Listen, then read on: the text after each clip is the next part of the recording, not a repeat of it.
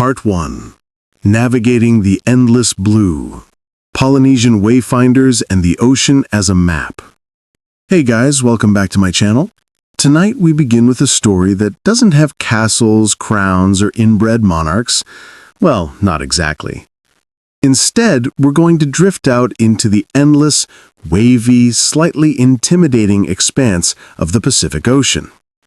So dim your lights, make sure your pillows are just a little too warm, and settle in, because we're about to explore the surprisingly human story of Polynesian wayfinders. And yes, I promise, it's fascinating enough to keep your eyes slightly open, but calm enough to help you relax. Now, when most people think of navigation, they probably picture a compass, maybe a GPS, or some ancient European guy squinting at a map with exaggerated authority. The Polynesians, they didn't really have any of that. They had something much cooler, and frankly more impressive. Their brains, their eyes, and a near-obsessive attention to the ocean. Oh, and a healthy dose of stubbornness, because crossing thousands of miles of water without modern tools is, let's say, ambitious.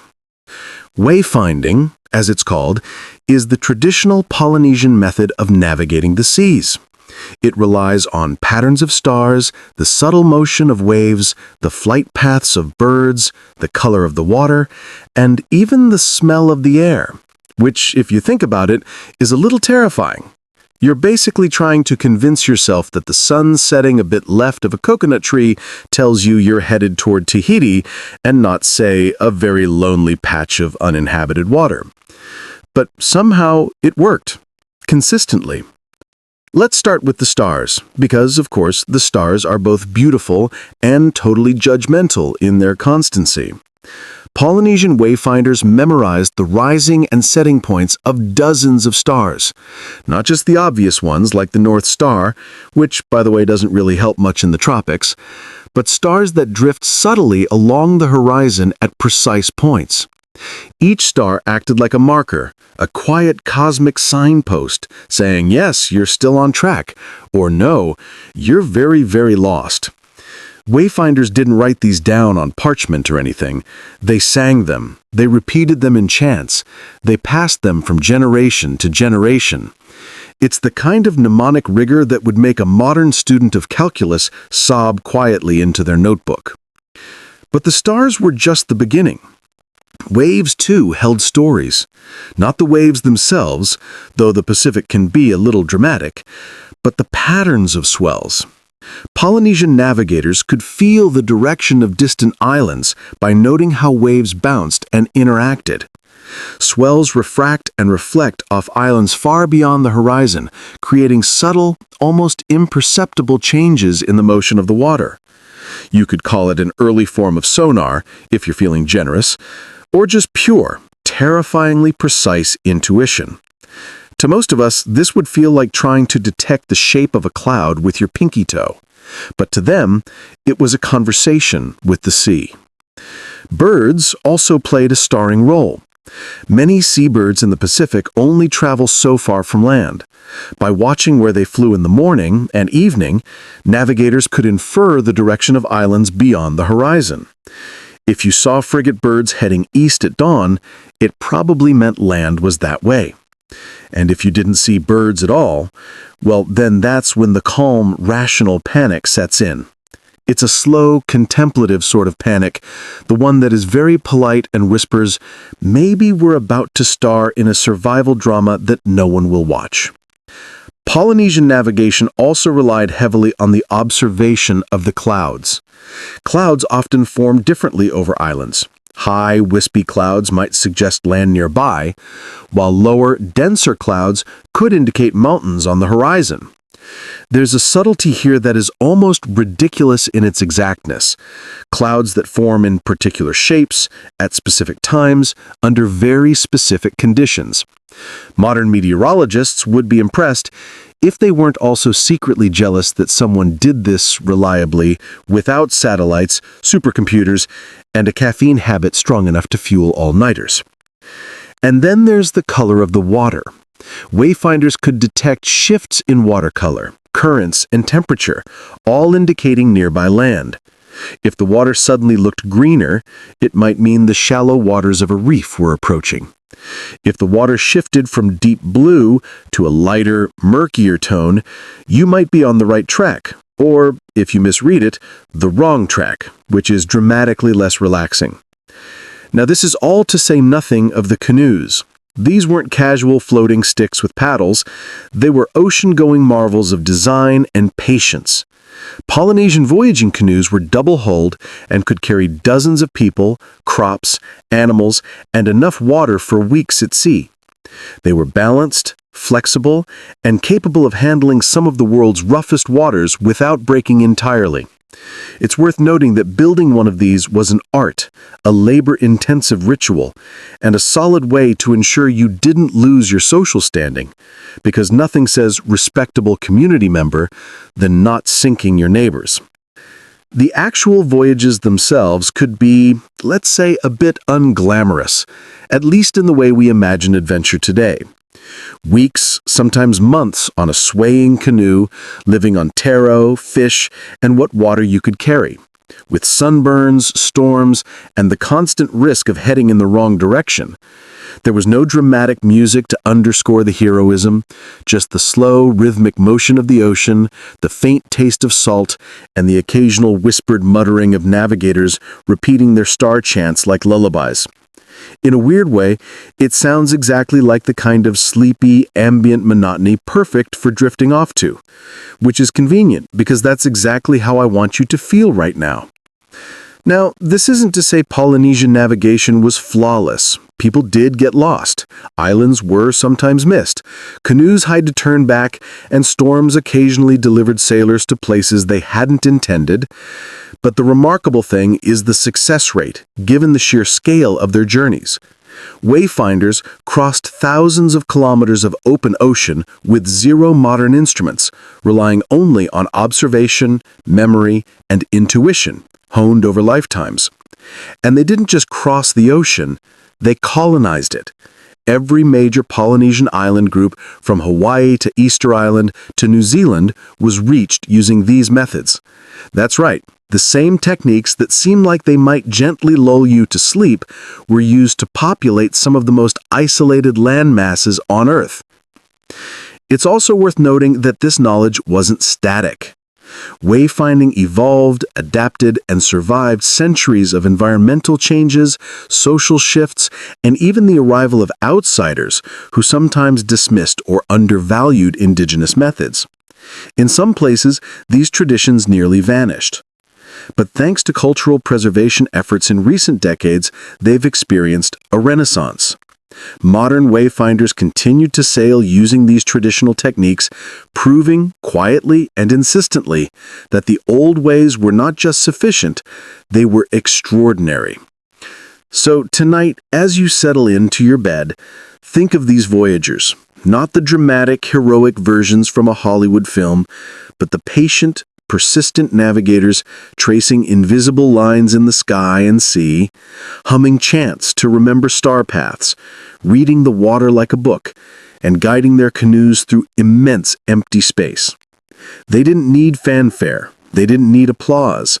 They needed only attention, memory, and trust in the subtle signs of the world around them. And in a way, that's kind of comforting, isn't it? To know that human ingenuity, quiet observation, and gentle patience can conquer even the vastest of oceans, without a single dramatic sword fight or palace intrigue. So let's drift along a little further. Let's float over to another fascinating facet of Polynesian oceanic life, the social structures of these seafaring communities, the curious customs around voyaging, and how they managed to spread people, plants, and ideas across thousands of kilometers of water without ever feeling the need to invent a rudder. That, however, will be our next slow, gentle step into the story. Part 2. Canoes, Chiefs, and Curious Customs. Life among the Wayfinders. Welcome back, friends. If you've kept your lights dim and your pillows cozy, we can continue our slow journey across the Pacific, tracing the lives of Polynesian wayfinders, not just their skills, but their communities, their quirks, and their slightly peculiar habits that history has kindly preserved for us. So settle in and let your mind float a little further out to sea. We left off with the impressive, almost meditative practice of navigating by stars, waves, birds, and clouds. But wayfinding wasn't just about getting from point A to point B. It was embedded in a network of social structures, hierarchies, and cultural rituals that kept entire communities afloat, literally and figuratively.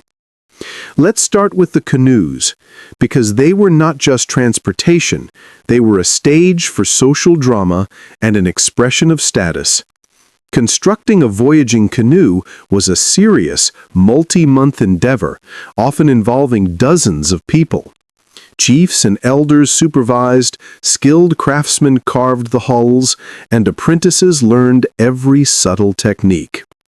There was hierarchy here, obviously. The person who actually steered, usually the most experienced wayfinder, held a status roughly equivalent to a small monarch on land. They were respected, sometimes feared, and occasionally blamed when things went poorly, which, in the context of being lost in the middle of the Pacific, is understandable. These canoes weren't exactly luxurious, though. Space was limited. Imagine a long, narrow hull, just enough room for paddlers, supplies, and maybe a few chickens or pigs. Privacy was minimal. Comfort was optional. Personal quirks and little eccentricities were on full display. Some navigators, according to oral traditions, had bizarre habits that modern anthropologists can only gently speculate about.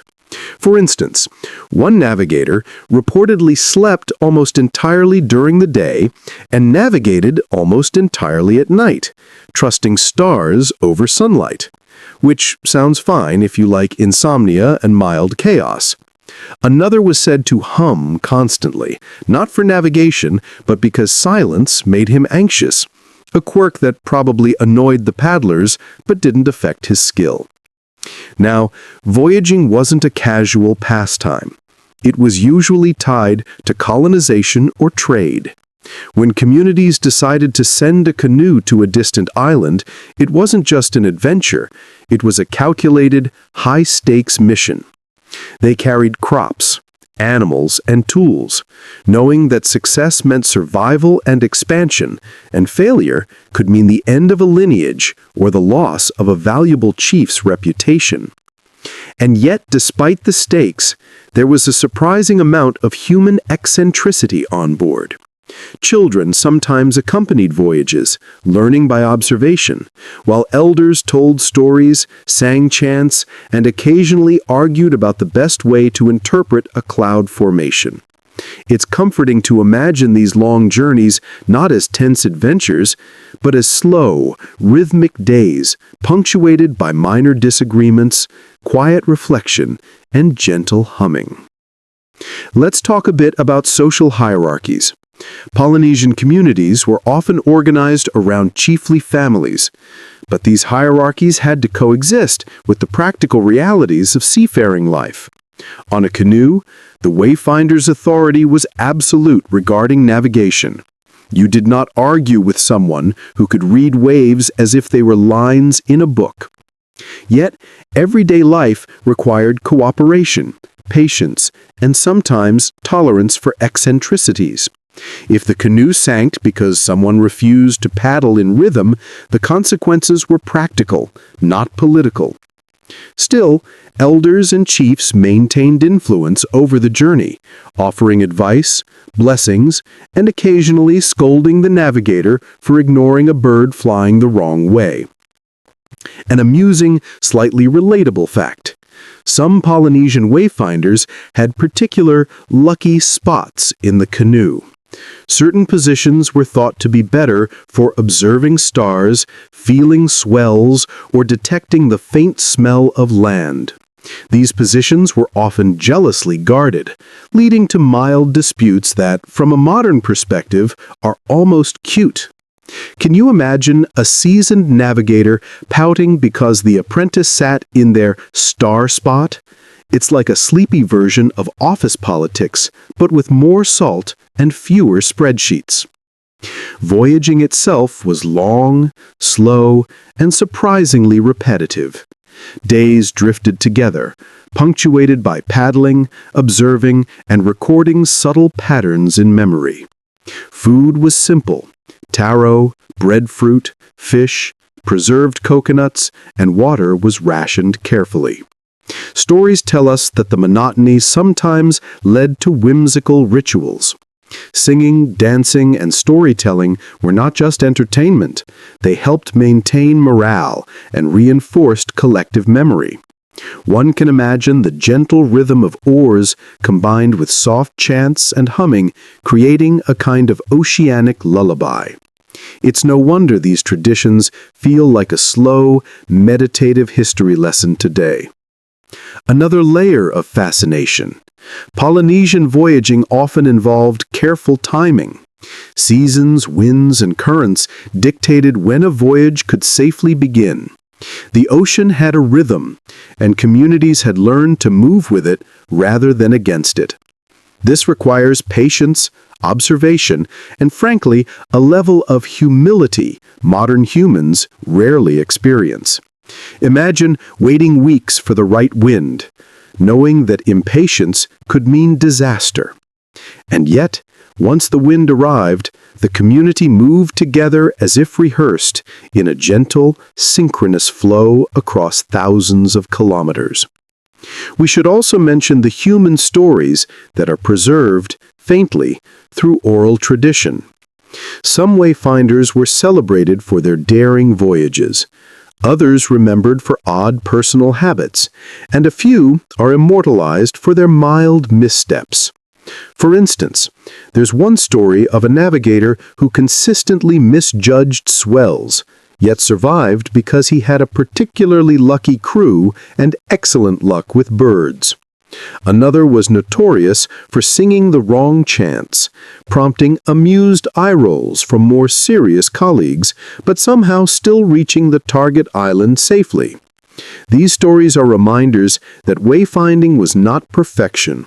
It was a balance of skill, observation, intuition, and the occasional stroke of absurd luck. And then there were the interpersonal dynamics. Voyaging required constant cooperation, yet people were humans. Minor rivalries, whispered complaints, and subtle one-upmanship were all part of life on board. One can imagine a navigator teasing the apprentice for misreading a bird, only for the apprentice to silently correct the star alignment later, prompting a quiet, mutual nod of grudging respect. These small social dramas, unfolding slowly across weeks at sea, add texture to a story that might otherwise seem like an endless exercise in patience and observation. So tonight, as we float with these communities, we see a pattern: patience, observation, subtle hierarchy, and eccentric personal quirks, all combined to make something remarkable. Wayfinding wasn't just a set of techniques. It was a social, cultural, and personal endeavor that tied people together across vast, empty spaces with humor, ritual, and a surprising amount of gentle absurdity. It was slow, rhythmic, and deeply human. And it's a reminder that even in isolation, across endless blue horizons, humans find ways to connect, adapt, and occasionally sing at exactly the right pitch to keep the world in order. Next, we'll drift into some particularly strange and amusing voyages where personal quirks and social dynamics collided with the raw power of the ocean. There are stories of navigators who misread signs, apprentices who caused minor panic, and slightly bizarre rituals performed mid-journey, all of which contribute to the charmingly human tapestry of Polynesian wayfinding. But for now, let the gentle rhythm of paddles, stars, and humming lull you as we continue to explore these quiet, remarkable lives. Part 3. Legendary voyages and the eccentric minds behind them. Welcome back, friends. If your pillows are warm and your blankets just so, we can drift a little further into the vast Pacific and the remarkably human stories of the people who dared to cross it, slowly, thoughtfully, and with a quiet determination that is almost hypnotic. Tonight, we float among the legendary voyages of Polynesian wayfinders, and maybe glimpse some of the slightly odd personalities that made them memorable. Let's begin with the figure often referred to in oral tradition as a master navigator, Mau Piailug. While technically modern compared to the earliest voyagers, his story is a perfect bridge between ancient technique and contemporary revival. Mau, born in Micronesia in the 1930s, learned the traditional arts of wayfinding from a lineage of navigators stretching back centuries. He could, and did, sail hundreds of miles without instruments, relying entirely on stars, swells, and environmental cues. And, like many great navigators, he had quirks. He was reportedly extremely particular about the placement of paddlers, insisting that every canoe rhythm be precise, almost like conducting a very wet orchestra. Miss a beat, and Mau would quietly sigh, perhaps with the mild exasperation only a genius can muster. Mau's most famous journey, for which he became internationally renowned, involved guiding a Hawaiian voyaging canoe, the Hokulea, from Hawaii to Tahiti in the 1970s. The journey wasn't just about reaching land, it was about proving that traditional navigation could still work. Spoiler, it did, and spectacularly so. But the preparation, the mental maps, and the oceanic intuition required were immense. Mau would teach apprentices to read the ocean like a story, noticing subtle changes in waves, smells, and bird behavior. And yes, some students found his instructions maddeningly cryptic at first, until the rhythms of the ocean themselves became the lesson. The story of Mau reminds us that navigation wasn't just technical, it was personal. Wayfinders developed highly individual techniques, eccentric habits, and sometimes mild idiosyncrasies. Some preferred to sail at night, convinced that the stars provided clearer guidance than the sun. Others swore by mid-morning rituals like humming or chanting in repetitive patterns to align their minds with the ocean. A few had habits that modern observers might classify as obsessive-compulsive, like tracing constellations repeatedly or checking paddler rhythm far more times than necessary. It all worked, and maybe, just maybe, the ocean appreciated the discipline. Of course, legendary voyages weren't always entirely smooth. Let's gently consider the story of a voyaging crew who, according to tradition, misread the star slightly and ended up temporarily circling the same tiny patch of ocean for days. You can almost picture it. The navigator quietly muttering about star alignments, the apprentices glancing nervously at the waves, and the crew humming or drumming to maintain morale. Eventually, land was sighted, not by genius alone, but by a combination of observation, minor luck, and perhaps the persistent insistence of slightly eccentric navigators. It's almost like the ocean itself tolerated human error, provided it came with persistence and patience. Another fascinating aspect is the spread of plants and animals and culture across these journeys. Voyagers weren't merely passengers, they were intentional colonizers. Canoes often carried carefully selected food crops, taro, breadfruit, yams, coconuts, bananas. Animals like pigs, chickens, and dogs were also included. The idea was simple in theory. Arrive at a new island, and you've got everything you need to start a new settlement. In practice, balancing cargo, people, and survival was a subtle art, requiring meticulous planning and a healthy respect for the ocean's moods. And, naturally, the occasional mild interpersonal drama. One can imagine a navigator gently scolding an apprentice for giving too many coconuts to the pigs, while quietly appreciating their subtle creativity. We should also note that not all legendary navigators were flawless. Some were remembered for their slightly questionable decisions, which nevertheless turned out well, or at least not disastrously.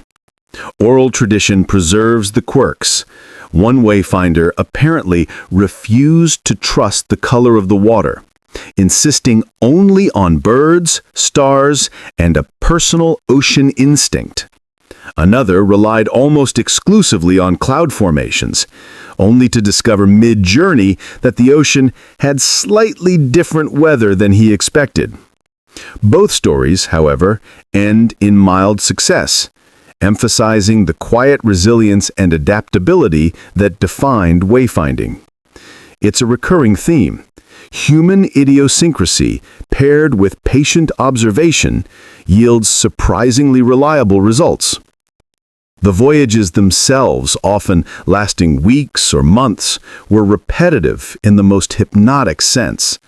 Paddling, observing, singing chants, noting stars, adjusting sails, watching birds, adjusting again. Rinse, repeat, very slowly. This rhythmic monotony allowed navigators to memorize patterns, internalize environmental cues, and teach apprentices. Imagine yourself on one of these canoes. The sun rises, the sun sets. The waves rock you gently, and you hum quietly to keep your mind engaged. Not exactly the adrenaline-fueled adventures popular in films, but strangely compelling in its consistency. And for those of us lying in bed, it's a soothing rhythm to imagine. Let's drift now into some particularly human elements. Navigators, like any humans, had moods, obsessions, and peculiar preferences. One was said to always inspect the hull before dawn, convinced that minor imperfections could shift the canoe's trajectory by a hair. Another navigated with one hand on a star chart, though it was entirely mental, as if the universe were a giant etch-a-sketch and he was trying not to shake it. These eccentricities were sometimes considered signs of genius, sometimes minor annoyances to the crew, but always part of the story. They humanize the practice in a way that's comforting. Even the most extraordinary navigators weren't flawless. They were merely persistent, observant, and occasionally peculiar. Polynesian oral tradition preserves other quirks, like ritualized gestures before a voyage, storytelling marathons, or chants repeated exactly 108 times, a number that apparently had cosmic significance. These rituals weren't mere superstition. They helped focus minds, maintain rhythm, and transmit cultural knowledge. Imagine doing something repetitively, in a precise order, for hours on end, while glancing at stars and swells. It's meditation, discipline, and eccentricity all rolled into one, just with slightly more salt spray. And while we've been gently mocking some of these habits, there's something deeply impressive about them. The human brain can only hold so much. And yet, Polynesian navigators memorized hundreds of stars, countless wave patterns, bird behavior and cloud formations, and more.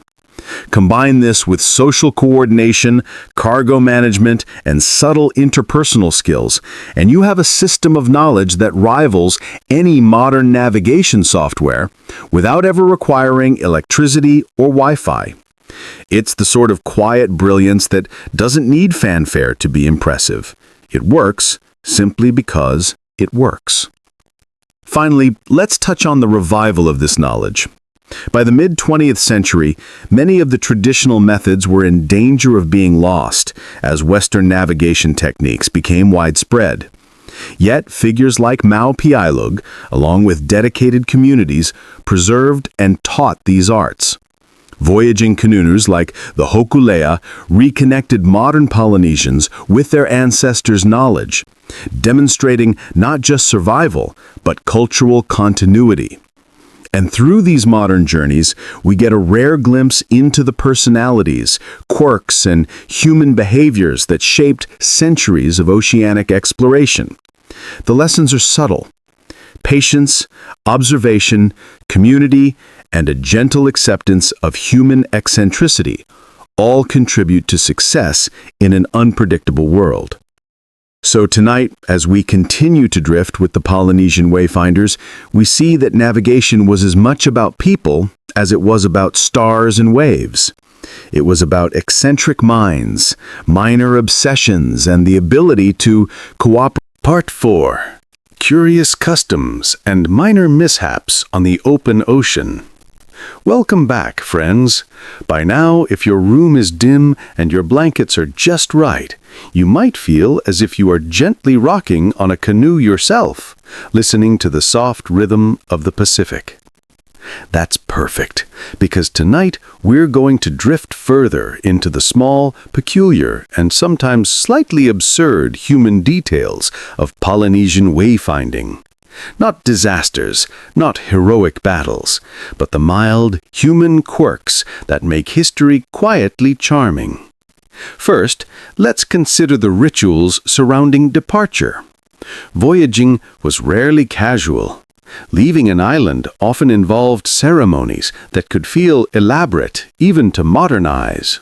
Certain chants had to be repeated exactly, or the navigator might be mildly irritated, though rarely violent. Specific coconuts were offered to the ocean, sometimes in a pattern only understood by the navigator. Birds were observed one last time. Sails were blessed. These rituals were not simply superstition, they were subtle ways to synchronize minds, focus attention, and mentally prepare the crew for weeks or months of gentle monotony at sea. And sometimes, perhaps, they were excuses for a little dramatics, which everyone seems to enjoy, quietly and with dignity. One particularly charming custom involved the handling of cargo. Food, plants, and animals had to be carefully stowed, sometimes according to almost mystical guidelines. Chickens might be kept in slightly shaded areas, while taro and breadfruit were placed in spots believed to be energetically favorable.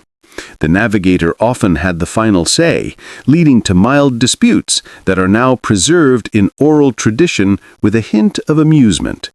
Imagine, for a moment, a young apprentice quietly moving coconuts in the wrong position, only to be gently corrected by an elder with a sigh and a softly muttered, "Next time pay attention to the waves." Let's float over to personal quirks. Wayfinders, like all humans, had their eccentricities. Some were obsessive about timing. Certain stars had to be observed at precise moments, and any deviation caused quiet muttering or minor hand gestures. Others relied heavily on intuition, claiming they could feel the island through the waves. One navigator reportedly refused to speak above a whisper while at the helm, believing louder sounds disturbed the ocean's guidance. The rest of the crew found it mildly frustrating, but complied, because arguing with someone who could read the Pacific like a book seemed unwise.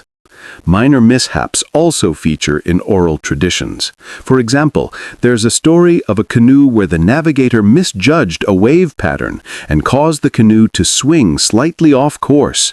The crew panicked ever so quietly, no shouting, just mild concern, and the navigator calmly adjusted by referencing a bird's flight. It's subtle, not dramatic, but it adds a human touch. The journey continued, mostly unruffled, proving that patience, observation, and gentle correction were far more effective than panic. We also see humor, subtle and understated, woven into life at sea. Some navigators were known for teasing apprentices, sometimes over very minor mistakes. Misreading a bird, misplacing a taro bundle, or humming slightly off-key could prompt gentle ribbing, often in the form of song or chant. It's easy to imagine the ocean quietly rolling along, indifferent, while humans fussed over small details, reminding us that even extraordinary skill coexists with mild absurdity. Speaking of absurdity, there's the curious story of a navigator who insisted that the crew always paddle barefoot, claiming shoes disturbed the canoe's energy. Modern anthropologists are unsure if this was strictly necessary or if it was a slightly theatrical quirk, but either way, it worked. The canoe reached its destination safely, and the barefoot crew probably developed exceptionally tough souls. Perhaps there is a lesson here about ritual, eccentricity, and practical outcomes coexisting quietly on the waves. Voyages could also be socially intricate. On longer journeys, boredom, fatigue, and minor disagreements had to be managed carefully. Singing, chanting, storytelling, and gentle humor were common ways to keep morale steady. Sometimes the navigator would quietly demonstrate a star path, then pause while the apprentices repeated it until perfect. Small mistakes could be corrected gently. It was a rhythm of learning, observing, and gently correcting, which might seem repetitive, but also fascinatingly human. And it's exactly the kind of slow, quiet, repetitive narrative that lulls one to rest, a history told not through drama, but through persistent, subtle human action. Now, let's talk about food, because even subtle eccentricity shows itself in what people eat. Voyaging crews relied on taro, breadfruit, yams, coconuts, fish, and occasionally preserved pork or chicken. Meals were functional, but their preparation and distribution could be socially interesting. Some navigators insisted that food be eaten in a particular order or sequence or in harmony with paddling shifts. Others were unconcerned, letting the crew eat whenever convenient. These variations, mild as they were, gave rise to stories in oral tradition, remembered with a hint of humor centuries later. One could almost imagine an apprentice quietly rolling their eyes at yet another instruction about the proper order of breadfruit. The ocean itself played a role in shaping these small dramas. Swells, currents, and distant islands demanded attention, requiring navigators to maintain constant observation.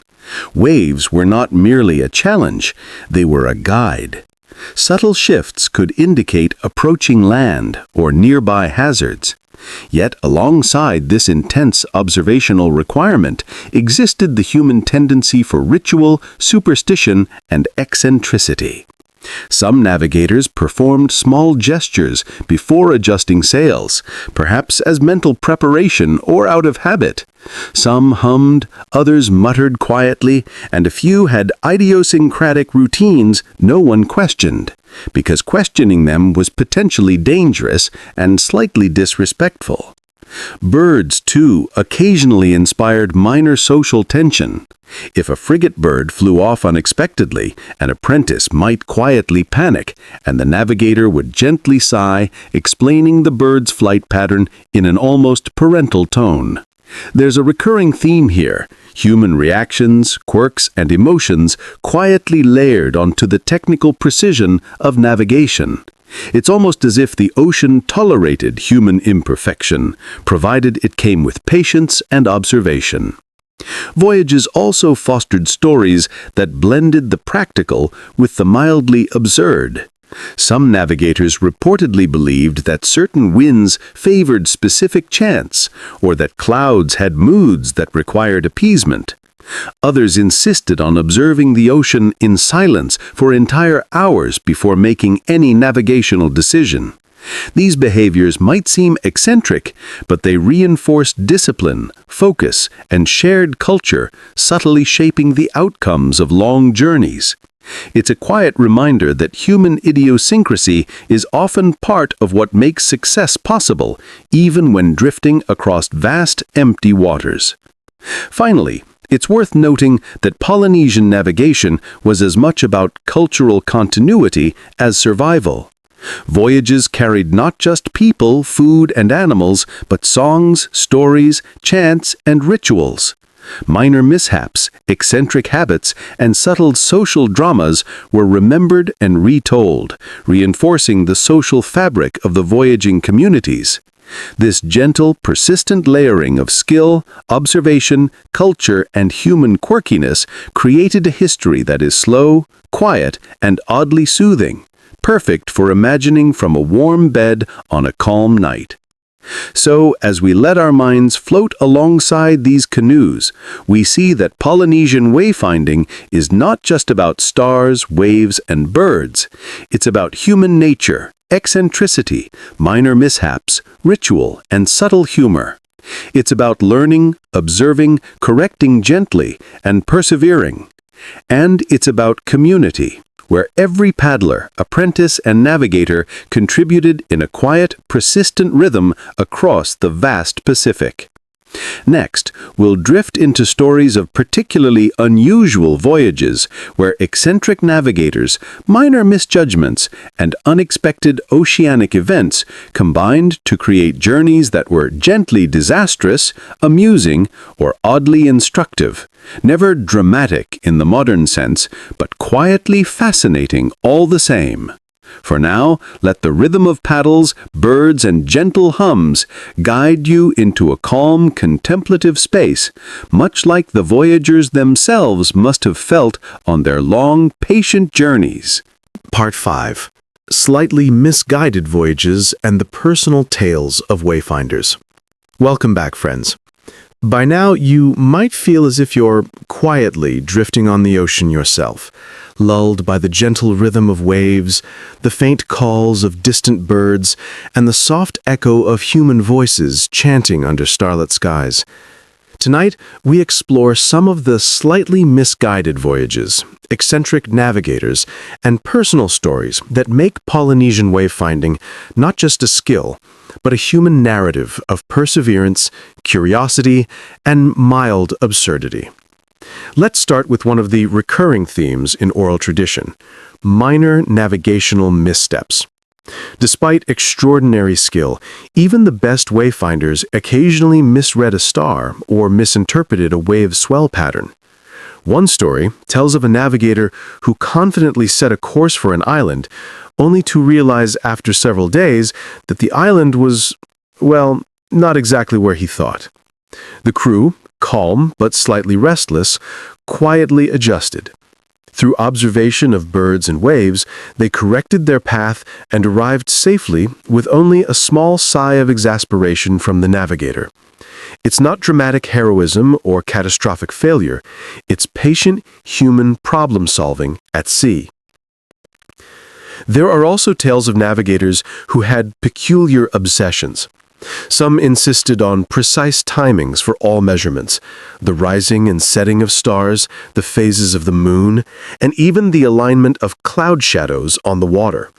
Deviate from these rituals, and the navigator might mutter under his breath, eyes narrowing slightly at the apprentice who dared adjust the sail early. One can imagine the mild tension aboard the canoe. Not panic, not argument, but a quiet human insistence on doing things just so. Food, as always, played a subtle role in both comfort and minor drama. Canoes carried taro, breadfruit, fish, coconuts, and sometimes preserved meat. One story recounts a navigator who insisted that each meal be taken in perfect sequence, with particular attention to how coconuts were consumed. The apprentices quietly complied, while occasionally eyeing each other with mild amusement. These minor quirks, remembered centuries later, humanize the voyagers in a way that history textbooks rarely attempt. It's a gentle reminder. Even extraordinary skill exists alongside mild absurdity and personality. Voyages could also be slightly tragic, in a gentle sense. Some navigators lost family members or apprentices to illness or accident during long trips. These were not heroic tragedies or sensational events, just quiet human misfortunes that had to be borne calmly while still managing the canoe and keeping the journey on course. Oral tradition preserves these losses with a gentle tone, acknowledging human vulnerability without exaggerating drama. It's subtle, poignant, and quietly human, a type of history that whispers rather than shouts. The most notable voyages often involved multiple canoes traveling together. Coordination required skill, patience, and diplomacy. Imagine a flotilla moving slowly across the open sea, with navigators subtly signaling to each other using sails, patterns, or humming sequences. Misalignment could cause minor irritation, but nothing catastrophic. These moments created opportunities for mild social drama, humor, and the reinforcement of hierarchies, all part of the gentle tapestry of daily life on the ocean. Stories also preserve the playful side of navigators. One legend recounts a navigator who would intentionally mislead apprentices on minor observations, only to later reveal the correct interpretation, teaching patience and critical thinking. Another enjoyed mild pranks, like swapping bundles of taro or misplacing a paddle, all in the spirit of teaching attention to detail. There's no chaos, no danger, just subtle human humor that survives in oral tradition. And of course, not all mishaps were teachable moments. Occasionally, a storm or unexpected current forced minor course adjustments.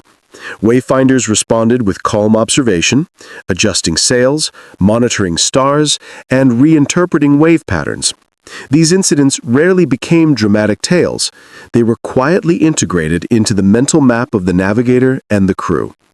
It's a reminder that Polynesian navigation thrived on adaptability, patience, and the ability to integrate small errors into a coherent journey. Finally, it's important to remember the cultural aspect of these voyages. Canoes carried not only people and food, but songs, stories, genealogies, and rituals. Every misstep, minor eccentricity, and humorous anecdote were part of a living culture, passed down across generations. The journeys were not just geographic, they were social, psychological, and ritualized. Every humming, sigh, chant, and meticulous adjustment contributed to the continuity of knowledge, the cohesion of community, and the gentle rhythm of life on the ocean. So, tonight, as you lie in bed, consider the human side of these extraordinary navigators. They were skilled, observant, and eccentric. They experienced minor mishaps, gentle frustrations, and small triumphs. They sang, whispered, and occasionally rolled their eyes at each other. And across thousands of kilometers of ocean, they carried not only themselves, but their culture, their knowledge, and their stories. The Pacific, vast and indifferent, quietly witnessed these human dramas unfold, subtle, patient, and endlessly fascinating. Next, we'll explore the final drift, how Polynesian wayfinding persisted into modern times, the revival of these arts, and the continued eccentric human charm of navigators today. For now, let the gentle rhythm of paddles, birds, and the ocean breeze ease your mind into a calm, reflective space, much like the voyagers themselves must have felt on their long, slow journeys. Part 6. Modern Revivals and the Timeless Charm of Wayfinding. Welcome back, friends. If your blankets are still cozy and your pillow has molded just right to your head, we can gently continue our drift, from the long-ago voyages across the Pacific to the surprising ways Polynesian navigation has endured into modern times. It's a story of continuity, subtle eccentricity, and cultural pride, told at a pace that is more lullaby than adventure story. By the mid-20th century, traditional wayfinding faced a quiet challenge. Western navigation, compasses, sextants, motorized vessels was fast, efficient, and technologically impressive. For a while, many assumed that traditional navigation might fade into memory, a quaint practice for museums or storytelling. But Polynesian communities had other ideas. They remembered that the ocean could not only be traversed with instruments, but with patient observation, careful study, and a little human eccentricity. Enter figures like Mau Piailug, whose life bridged ancient technique and modern revival. Mau became a teacher, guiding young navigators and demonstrating that the skills passed down for centuries were not merely survival tricks. They were elegant, practical, and deeply human ways of understanding the world. He had habits that modern observers might consider obsessive: careful timing, strict attention to paddler rhythm, and a quiet insistence that every apprentice internalize the ocean as a living, breathing map. Yet these eccentricities were precisely what made him an effective teacher, and they preserved knowledge that might otherwise have been lost. One of the most famous revival projects was the Hokulea voyage, a recreation of ancient Polynesian journeys between Hawaii and Tahiti. The modern crew used no instruments, relying solely on observation, intuition, and oral instruction. And yes, there were minor mishaps: misread clouds, slightly off rhythms, and quiet disagreements over the best reading of a bird's flight. But the crew worked together, guided by skilled navigators, and proved what generations before them had quietly known: the ocean could indeed be read like a book, if one paid close attention and was patient enough to notice the subtle patterns. The modern revival also emphasized cultural pride. Voyaging wasn't just about navigation, it was a statement about identity, resilience, and continuity.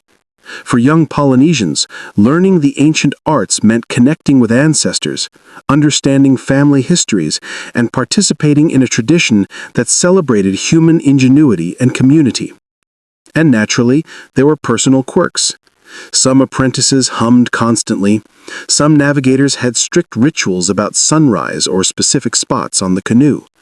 Minor eccentricities endured, just as they had for centuries, providing a gentle human touch to otherwise methodical skill. Another modern aspect is education. Navigators teach by demonstration, storytelling, and careful observation. Lessons often include repetition, subtle correction, and encouragement to notice details others might miss. Students quickly learn that minor mistakes are not disasters, they are opportunities to refine perception and patience. One modern apprentice reportedly spent hours observing a single wave, trying to discern patterns invisible to the untrained eye, much to the amusement and quiet approval of the master navigator. This is not adventure. It's slow, meditative, human learning in its most fascinating form. Technology has not entirely displaced these methods. Satellites, GPS, and modern vessels coexist alongside traditional knowledge. Some voyagers use technology for safety or study, but the traditional practices endure, valued for their cultural significance, elegance, and subtle human genius. And just like centuries ago, human quirks remain part of the story. Preferences for paddling rhythm, slight superstitions about wind direction, and even minor idiosyncrasies in chanting or star observation. They remind us that even extraordinary skill is inseparable from personality. Interestingly, revival projects have also emphasized humor and playfulness. Oral traditions often include mildly mischievous navigators who trick apprentices or perform subtle pranks to teach attention to detail. Modern teachers embrace these stories, passing them on with a wink. Students might quietly roll their eyes at repeated instructions, mimic a master's eccentric habits, or discover that even the greatest navigators occasionally sighed, muttered, or observed tiny rituals that seemed unnecessary. It's a gentle human thread that connects past and present, making the practice relatable and comforting. Cultural performances, storytelling, and reenactment voyages now celebrate these histories. Canoes traversed routes once considered lost. Chants echo across calm waters, and communities gathered to honor the subtle arts of observation, patience, and human eccentricity. The rhythm of paddling, the soft murmur of chants, and the occasional exasperated sigh of a navigator all contribute to a living, breathing history. A history you can feel as much as hear, and which continues to inspire wonder in a quietly profound way. One particularly charming aspect is the way minor mishaps continue to create stories. Even modern voyages encounter small errors in observation, a misread swell, an offbeat chant, or a momentary lapse in attention. These moments are not failures, they are lessons, anecdotes, and gentle reminders that human experience, even at its most methodical, is slightly unpredictable. These stories are preserved, shared, and appreciated for their subtle humor and human warmth. And finally, the enduring charm of Polynesian wayfinding lies not just in technique, but in the human narrative. It's the story of persistence, observation, eccentricity, minor mishaps, and gentle humor, all unfolding slowly across thousands of kilometers of open ocean. It's the story that connects generations, reminds us of the power of patience, and demonstrates that human ingenuity thrives even in the absence of technology. And for those of us imagining it from the comfort of a bed, it's a lullaby of rhythm, subtle drama, and quiet triumph. So tonight, as you settle under your blanket, imagine the rhythm of paddles, the soft rustle of sails, the occasional exasperated sigh of a navigator, and the gentle hum of chants carried across the ocean. Let these stories of skill, patience, eccentricity, and quiet triumph lull you into calm reflection. And remember, sometimes even the most extraordinary achievements are quietly human, gently flawed, and softly beautiful. Part 7. Lesser-known navigators and the gentle absurdities of the sea. Welcome back, friends. By now, you may feel as though your mind is quietly drifting on the surface of the Pacific itself, the ocean stretching endlessly in gentle, rhythmic waves. Tonight, we turn our attention to some of the lesser-known navigators, the unsung individuals whose skills, quirks, and small personal eccentricities quietly shaped the art of Polynesian wayfinding. Not dramatic heroes, not epic tragedies, just ordinary humans performing extraordinary feats. Oral traditions preserve the stories of navigators whose names rarely reach modern textbooks, yet whose lives were quietly fascinating.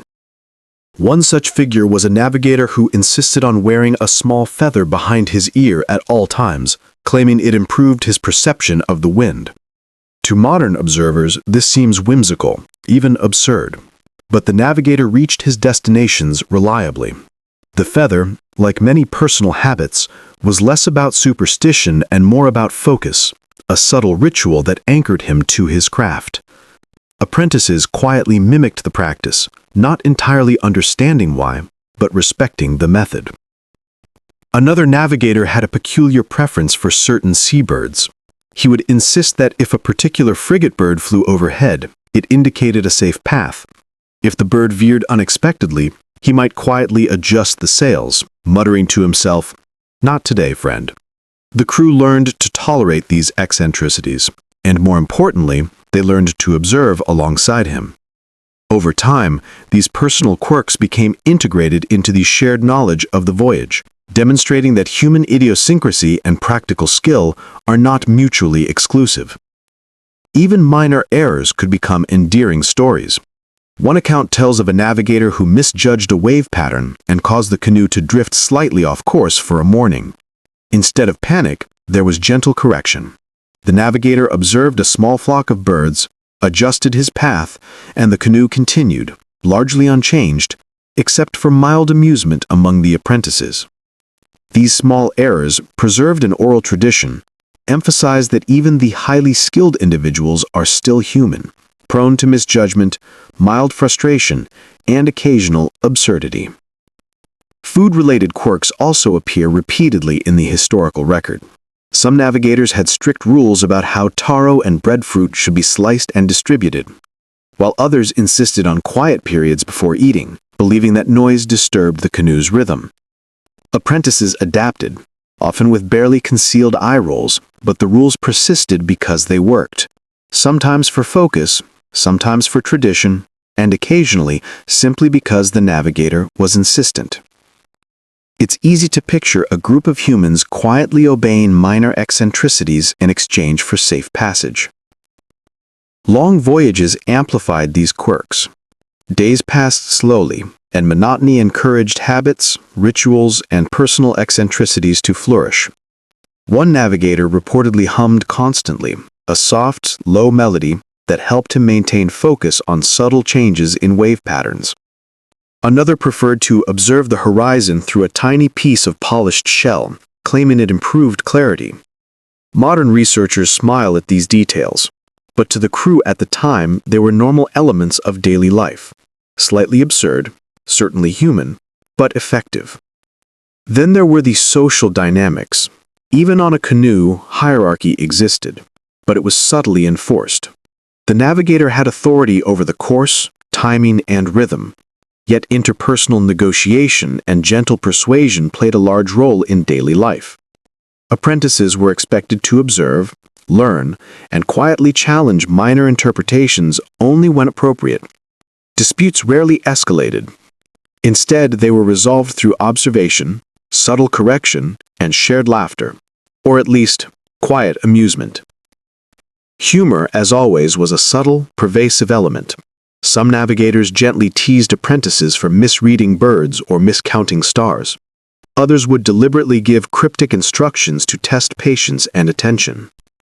Mistakes were opportunities for learning, not shame, and the ocean itself seemed indifferent to human quarrels. Stories of these interactions, preserved across generations, highlight that wayfinding was as much social as technical, a dance of human personalities across vast, empty water. Sleep management itself became a peculiar ritual. Long voyages required shifts, and some navigators had strict rules for when to rest and when to observe. One legend describes a navigator who would nap while humming softly to maintain focus on subtle swells, awakening just in time to notice a small change in wave patterns. Another insisted that apprentices take turns counting stars, claiming it sharpened memory and awareness. These minor eccentricities, preserved in oral storytelling, offer a window into the human rhythm of life at sea, slow, repetitive, and gently hypnotic. Animals, too, played a subtle role. Chickens, pigs, and dogs traveled on the canoes, and navigators sometimes assigned meaning to their behavior. A sudden cluck, bark, or rustle could indicate a subtle environmental shift. Some navigators paid extraordinary attention to these signs, integrating observation of animals into the broader pattern of waves, clouds, and stars. To modernize, this might seem whimsical. To the voyagers themselves, it was practical, human, and slightly charming. And then there were those slightly unlucky navigators. Oral tradition preserves a few individuals who frequently misread clouds or waves, yet always managed to reach land safely through persistence, improvisation, and sometimes minor luck. Their stories are recounted with gentle humor rather than judgment, emphasizing that even the most skilled humans are prone to mistakes, and that resilience, observation, and patience often matter more than perfection. We can also notice the integration of storytelling and music. Navigators often compose chants or songs about their journeys, sometimes detailing minor mishaps, eccentricities, or humorous observations.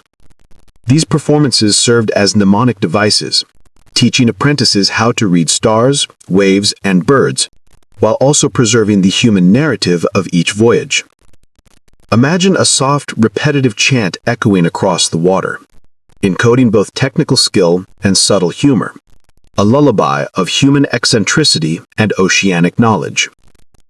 Finally, modern researchers have noted that these minor personal quirks and eccentricities, humming, feathered hats, careful counting of stars, are what make Polynesian wayfinding enduringly human. The techniques alone are impressive, But the human dimension is what persists in memory, oral tradition, and contemporary revival efforts. It reminds us that skill is inseparable from personality, that observation is intertwined with ritual, and that even the most extraordinary accomplishments are quietly shaped by subtly absurd human habits. So tonight, as you drift on the imagined waves, consider the unsung navigators, their feathers, chants, humming, minor errors, gentle exasperations, and small triumphs. Their stories are not epic, not sensational, but quietly human. They remind us that across thousands of kilometers of open ocean, subtle observation, patient repetition, community cooperation, and gentle eccentricity can achieve astonishing results. Part 8. Rituals, Small Dramas, and Oceanic Whispers. Welcome back, friends. If your blankets have settled comfortably and the room is dim, let's gently continue our drift across the vast Pacific. Tonight, we focus on the subtler, often overlooked elements of Polynesian wayfinding. Quiet rituals, small interpersonal dramas, and the fascinating ways human eccentricities interacted with the rhythm of the ocean. It's history that unfolds slowly, soothingly, and with just enough gentle humor to make it human. Rituals played a surprisingly central role in everyday life aboard a voyaging canoe. Some navigators had pre-departure routines that could last hours. Specific chants might be repeated exactly 3 times. Coconuts offered to the sea in precise positions, and subtle gestures performed toward the rising sun. To the uninitiated, this may seem ceremonial or even superstitious, but in practice, these rituals anchored attention, focused the mind, and created a shared rhythm for the crew. Minor deviations might prompt a sigh or a gentle correction. Never drama, just human insistence on precision. Speaking of precision, let's talk about timing. Some navigators were slightly obsessive about it.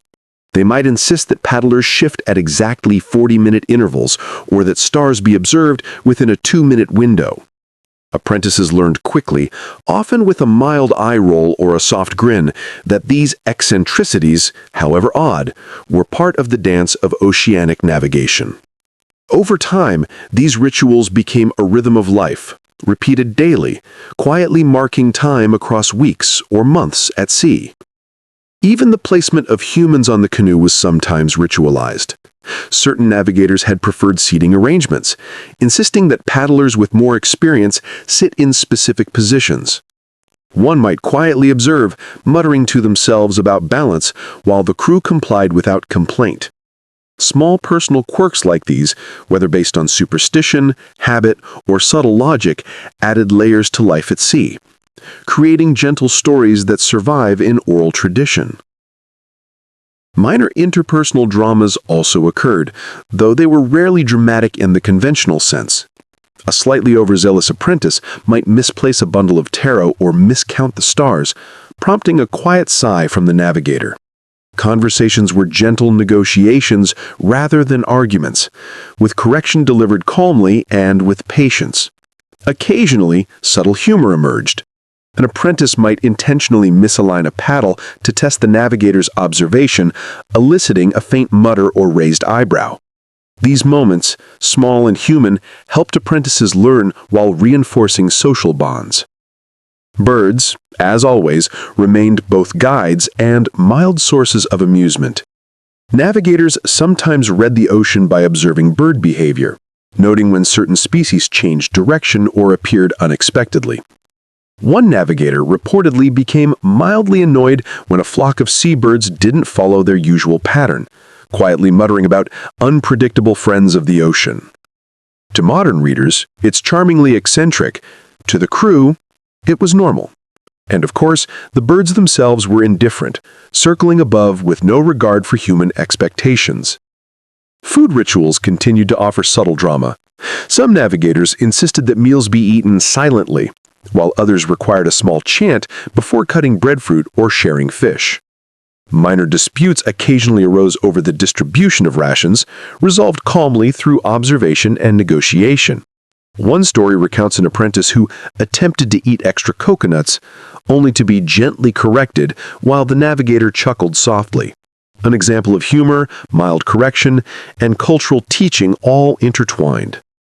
Sleep, too, followed ritual. Canoes often organized shifts for observation, with navigators and apprentices taking turns monitoring stars, waves, and clouds. Some navigators had peculiar habits. One would nap lightly while humming, believing it sharpened intuition. Another insisted on observing waves through a polished shell, claiming it clarified subtle patterns invisible to the naked eye. These habits were accepted, generally tolerated, and sometimes mimicked. Another example of eccentricity woven seamlessly into daily life. Subtle rituals extended to storytelling. Even while the canoe moved slowly across open water, navigators and apprentices shared legends, chants, and oral histories. Stories might include exaggerated personal quirks, minor misjudgments, or humorous observations about birds, waves, and fellow voyagers. These narratives reinforce navigation techniques while preserving the human dimension of voyaging. Imagine soft voices blending with the rhythm of paddles, carrying knowledge, humor, and memory across endless waves. And of course, weather always played a subtle role. A sudden change in cloud formation or a faint shift in the wind could require calm observation and slight adjustments. Some navigators had personal ways of interpreting these signs, tapping a paddle gently on the hull, humming a particular note, or slightly adjusting their position on the canoe. Apprentices learned that even minor eccentricities were tools for heightened awareness, blending human habits with the natural rhythms of the Pacific. We also find rituals of preparation and reflection. Navigators sometimes spent hours before sunset reviewing the day's observations, noting changes in swells, birds, or stars. Some would quietly trace constellations in the sand or hum a chant to consolidate memory. Others took careful note of minor mistakes, reflecting silently on adjustments needed for the next day. These small routines may seem slow or obsessive, but they were crucial for safe, effective, and harmonious voyaging. Finally, the subtle interplay of human quirks, small dramas, and oceanic observation is what makes Polynesian wayfinding so endlessly fascinating. There is no grand spectacle, no dramatic conflict, no cinematic cliffhanger.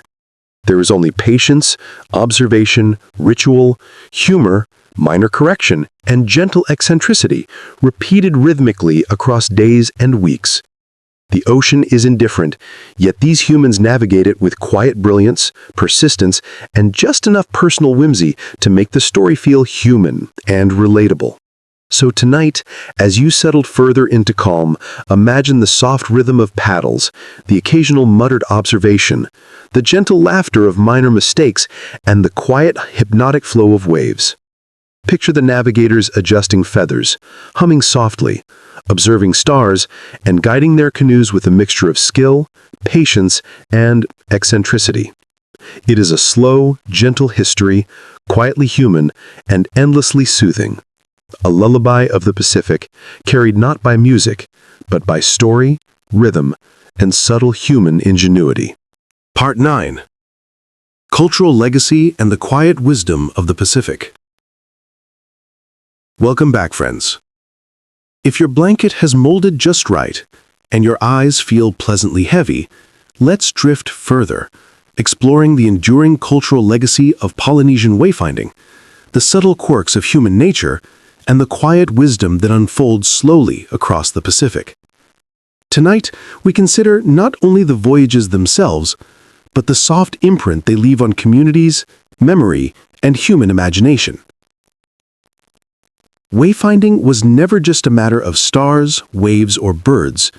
It was, and continues to be, a living cultural practice, carefully preserved through song, story, ritual, and observation. The navigators themselves, with all their peculiar habits, minor obsessions, and gentle eccentricities, were the vessels of memory and identity. They transmitted knowledge through demonstration, repetition, and subtle correction, embedding the human side of voyaging alongside technical skill. Some navigators had particularly idiosyncratic teaching styles. One reportedly insisted that apprentices mimic his posture exactly while observing the horizon, even if it meant standing slightly awkwardly for hours. Another required that chants be repeated in precisely measured breaths, soft enough not to disturb the ocean's rhythm. Modern researchers might smile at these eccentricities, but for the voyages themselves, these practices combined focus, discipline, and gentle humor into a coherent learning experience. Oral traditions preserve countless stories of minor mishaps, small misunderstandings, and humorous incidents that occurred on the open sea. A bird might suddenly change direction, a wave might nudge a canoe slightly off course, or an apprentice might miscount stars.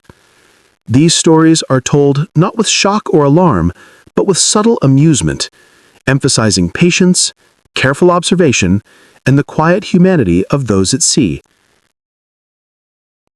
The ocean remains indifferent, yet these stories celebrate the human skill, ingenuity, and mild absurdity that interact with it. Food rituals, too, remain a part of cultural memory.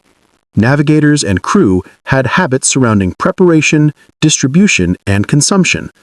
Sometimes a strict order was observed, occasionally accompanied by a gentle chant. Other times, small disputes arose over rations, resolved quietly, sometimes with a sly grin or muted sigh. These rituals reinforced social cohesion, discipline, and attentiveness, while providing a gentle, human touch to daily life at sea. Modern revivals continue to celebrate these practices. Voyaging societies and educational programs teach young navigators not only how to read stars and swells, but also the soft skills of observation, patience, and social harmony. Minor eccentricities are preserved, humming quietly while observing, tapping paddles for rhythm, or making subtle gestures to interpret bird flight. These quirks are part of the charm, a gentle reminder that human individuality thrives alongside technical mastery. Even storytelling maintains the balance of skill and subtle humor. Narratives may exaggerate minor mishaps, highlight playful eccentricities, or gently tease an apprentice for a misstep. These stories serve as both educational tools and cultural preservation, emphasizing that human foibles coexist naturally with expertise. Imagine, if you will, the soft murmur of voices across the ocean, carrying song, observation, and amusement through the wind. It's a history that whispers rather than shouts, inviting reflection, patience, and calm attention. The cultural impact is also evident in the community itself. Canoes carried more than people and food. They carried memory, genealogy, song, and ritual. Each voyage strengthened social bonds, reinforced shared identity, and transmitted lessons across generations. Subtle eccentricities and minor quirks, far from being distractions, became integral threads in this living cultural tapestry. A navigator's preference for a particular feather, a soft hum, or a quiet gesture toward a rising star, all of these contributed to continuity, cohesion, and the gentle human charm of voyaging life. Interestingly, minor mishaps and eccentricities are also preserved in contemporary observation. Modern navigators often recount minor errors during revival voyages, misread waves, forgotten chants, slightly misaligned paddles, and share them with gentle humor. These anecdotes highlight that wayfinding, while highly skilled, is deeply human. The ocean is vast and indifferent, yet human patience, observation, and eccentricity turn a simple canoe into a moving school of culture, history, and quiet wisdom.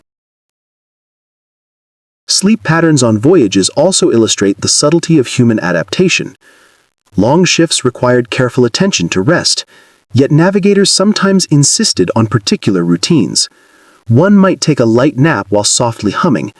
Another might observe stars through a polished shell for clarity, while apprentices rotated shifts, quietly noting minor deviations in wind or swell.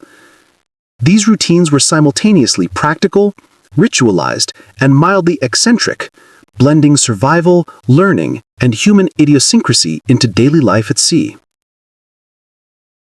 Even minor social dramas were woven into this rhythm. Slight disputes over seating, food distribution, or observation shifts were resolved through gentle negotiation, observation, and sometimes humor. Apprentices learned that quiet compliance, patient correction, and subtle humor were more effective than argument, creating an environment of calm, methodical, and slightly quirky cooperation. The ocean, of course, remained indifferent, yet it allowed these human interactions to flourish without interference. Finally, the cultural legacy of Polynesian navigation reminds us that even extraordinary skill exists within human imperfection. Navigators were patient, observant, eccentric, and occasionally forgetful. Voyages were long, repetitive, and sometimes mildly tedious, yet they produced knowledge, memory, stories, and a subtle, humanly charming rhythm that continues to influence communities today. These are the slow, gentle victories of human ingenuity, subtly humorous, quietly persistent, and endlessly fascinating. So tonight, as you drift further into calm reflection, imagine the soft rhythm of paddles, the occasional sigh or mutter, the gentle humming of navigators, and the faint murmur of chants carried across the waves. Imagine minor mishaps, subtle corrections, and human quirks, all quietly interwoven with the vast, indifferent ocean. It is a history of observation, patience, eccentricity, and gentle persistence. A lullaby of human ingenuity, soft, soothing, and quietly enduring. Part 10. Final Reflections on the Gentle Art of Wayfinding. Welcome back, friends. If your blankets are soft and your room dim, let's drift into the final stretch of our journey across the Pacific. Not the islands themselves, not the navigational techniques in detail, but the quiet human story that carries through centuries, from ancient voyages to modern revivals. Tonight we reflect, softly, on what makes Polynesian wayfinding so enduringly fascinating. Polynesian navigators were remarkable not because they possessed supernatural skill, but because they observed the world carefully, patiently, and with subtle eccentricity. They noticed patterns in waves, swells, clouds, and stars. They observed bird flight, ocean color, and subtle currents. And importantly, they did so while maintaining social harmony, humor, and personal quirks that make their stories gently human. There were no grand battles, no dramatic rescues, just quiet brilliance, eccentric habits, and patient observation. Even today, the legacy persists. Modern revival projects like the Hokulea voyages carry forward not just technical skill, but cultural memory. Navigators hum softly, observe stars and birds, and quietly correct apprentices. Minor mishaps continue, gentle humor persists, and personal eccentricities remain integral. The ocean is unchanged, vast and indifferent, yet human patience, observation, and cultural tradition continue to bridge generations. Perhaps what is most compelling is the subtle rhythm of human life aboard the canoe. The cadence of paddles, the soft murmurs of chants, the quiet sighs of a navigator, the careful observation of minor details. These are the lullabies of the Pacific. They remind us that extraordinary achievement is often slow, repetitive, and slightly absurd. They remind us that minor errors are opportunities for learning and that human eccentricity is inseparable from skill. Polynesian wayfinding is also a story of community. Voyages relied not just on individual skill, but on cooperation, shared observation, and gentle correction. Apprentices learned not through drama or fear, but through repetition, observation, and occasional subtle teasing. Social harmony, humor, and minor eccentricities were as crucial as knowing the stars or reading the waves. It is a quietly human story where the mundane, the peculiar, and the methodical coexist in a gentle rhythm. There is also a poetic beauty in the small personal rituals that accompanied navigation, the soft hums, the careful placement of coconuts, the subtle gestures toward the rising sun, or the meticulous observation of a single bird. These details remind us that human ingenuity is often intertwined with quiet ritual, personal habit, and gentle humor. They make history soft, human, and soothing rather than dramatic or loud. And let's not forget the minor mishaps and eccentricities that make the narrative relatable. An apprentice misreading a star, a navigator muttering at an unpredictable wave, or a slightly misplaced paddle. These are the stories that survive in oral tradition, reminding us that skill is never divorced from humanity. Even the most accomplished navigators were eccentric, slightly quirky, and gently human. Ultimately, Polynesian wayfinding is a story of observation, patience, eccentricity, community, and quiet triumph. It teaches us that even in the vastness of the ocean, where mistakes can have consequences, humans find rhythm, humor, and method. It reminds us that progress is often incremental, persistence is quietly powerful, and human quirks are not distractions, but tools that shape success. As we conclude, let your mind drift like the gentle canoe across the Pacific. Imagine the soft rhythm of paddles, the occasional mutter, the faint hum of a navigator, the subtle glint of starlight on waves, and the gentle laughter of minor mishaps. Picture the continuity of generations, the transfer of knowledge, and the quiet human ingenuity that has guided voyagers for centuries. The story of Polynesian wayfinding is not loud or sensational.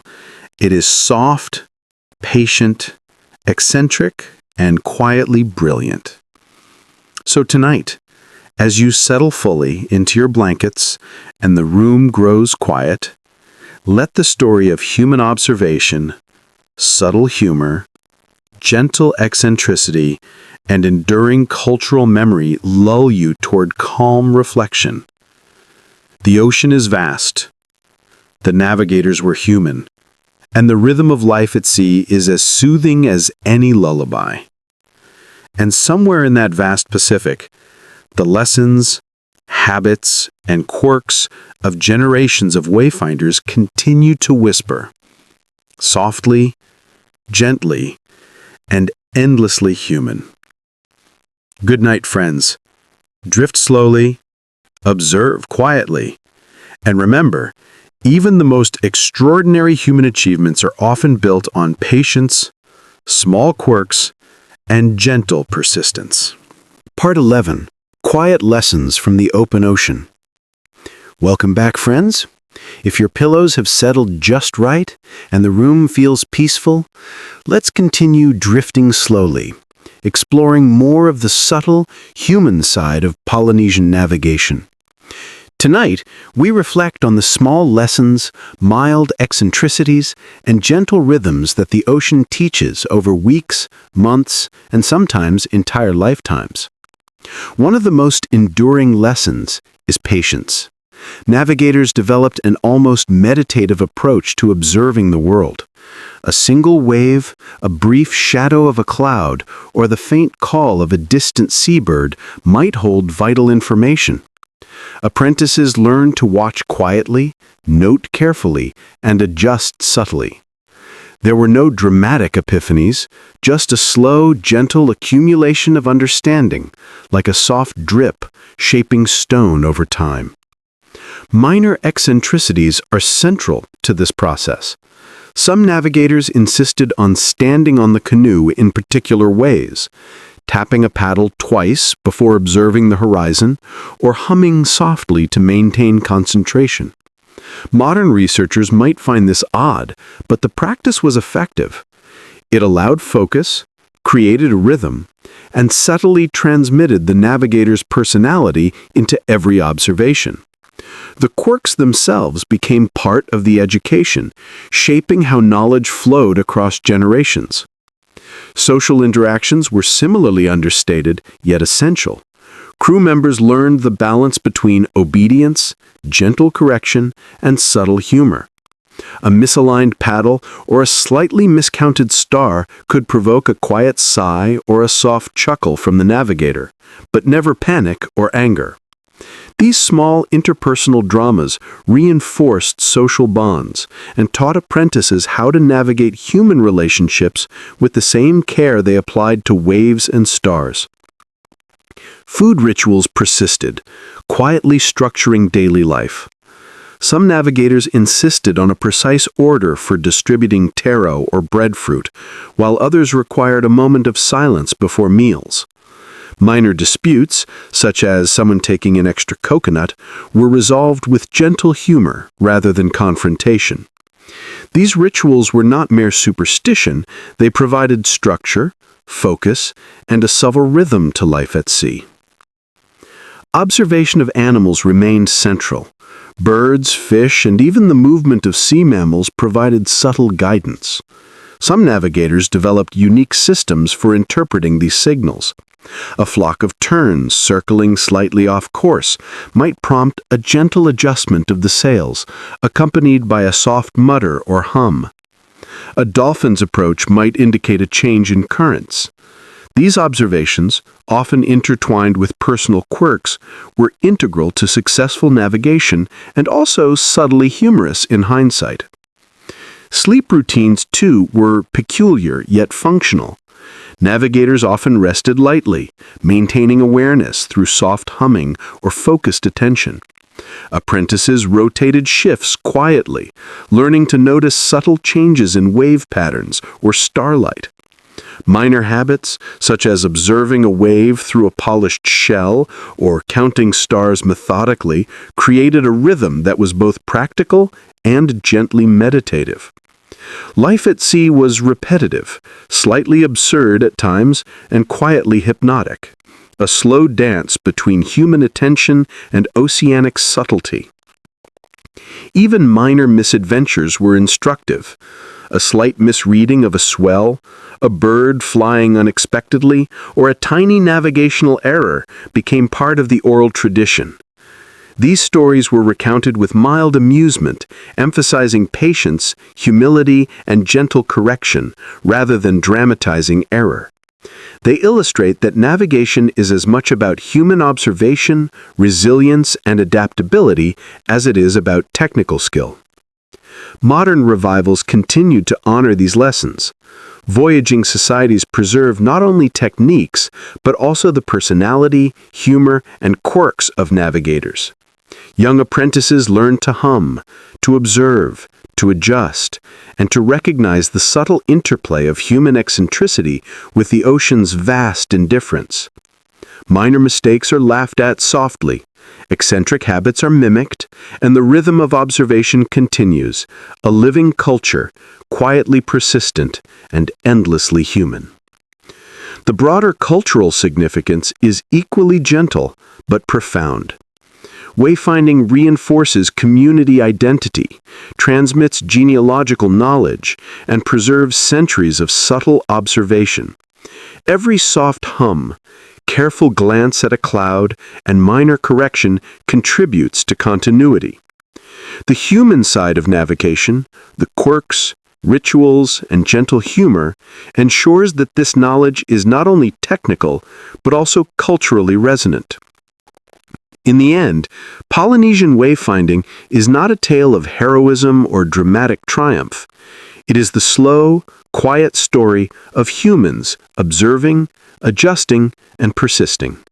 Minor eccentricities, subtle mistakes, and gentle social dynamics are as important as stars, waves, or birds. The story is soothing, slightly humorous, and endlessly human, a lullaby of rhythm, observation, and persistence across a vast, indifferent ocean. So tonight, As your mind drifts like a canoe across calm waters, remember the soft hum of paddles, the occasional mutter of a navigator, the subtle rituals of meals and observation, and the gentle rhythm of minor mistakes and corrections. Polynesian navigation is not about drama. It is about patience, eccentricity, subtle learning, and human ingenuity quietly unfolding over time. Part 12. Personal Stories and the Enduring Rhythm of the Sea. Welcome back, friends. If your room is quiet and your blanket is just right, let's drift further into the gentle currents of history, exploring the personal stories and enduring rhythms that make Polynesian wayfinding quietly fascinating. Tonight, we focus on individuals, their small quirks, and the ways these human traits shaped voyages across the Pacific. Some navigators were famously meticulous, almost obsessive, in ways that now make us smile. One navigator reportedly would trace the stars with his finger each evening, ensuring he remembered their precise positions.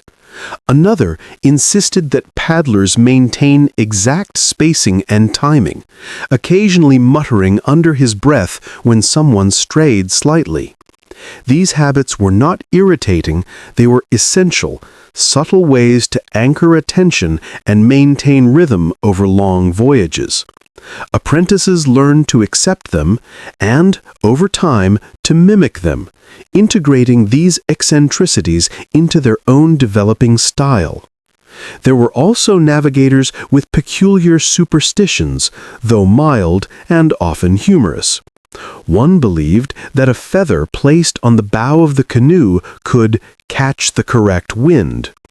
Another insisted that a small chant be whispered before each meal, lest the ocean forget them.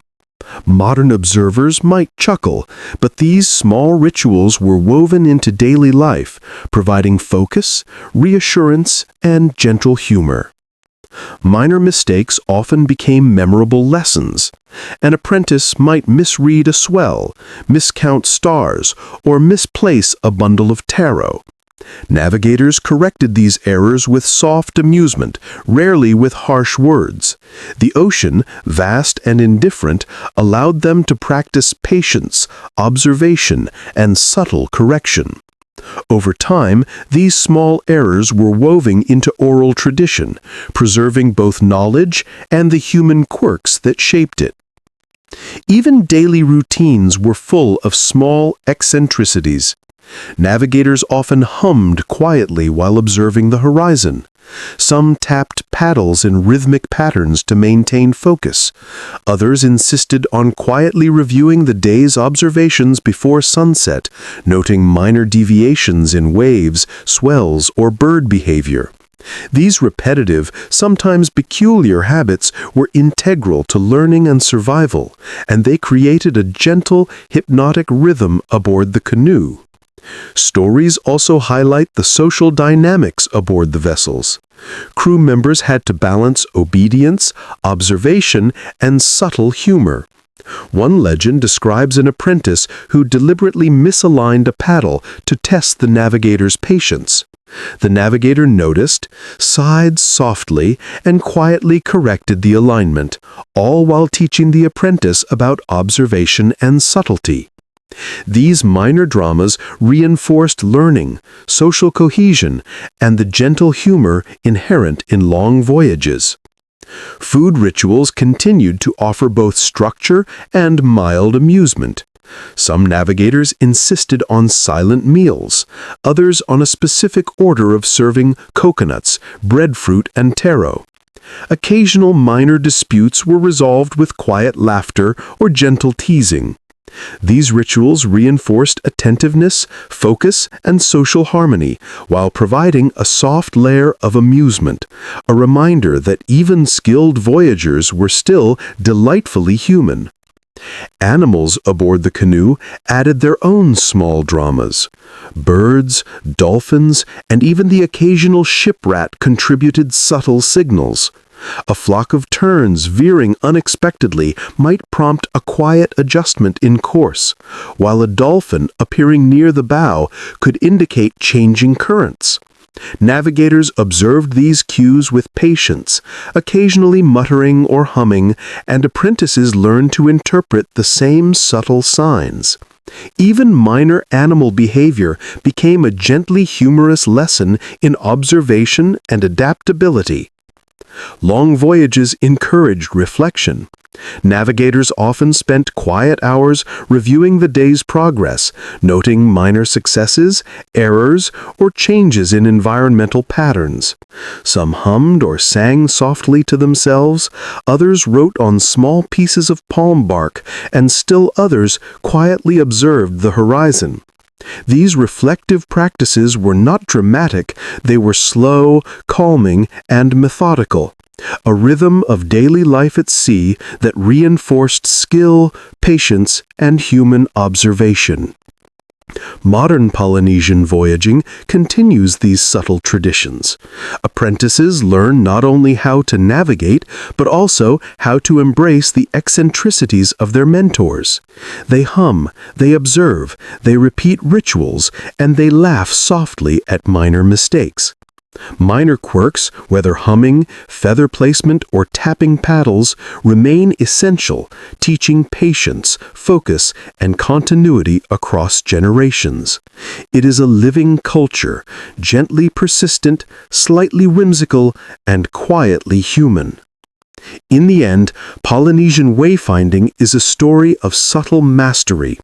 Stars, waves, and birds are tools, yes, but human patience, observation, humor, and eccentricity are just as crucial.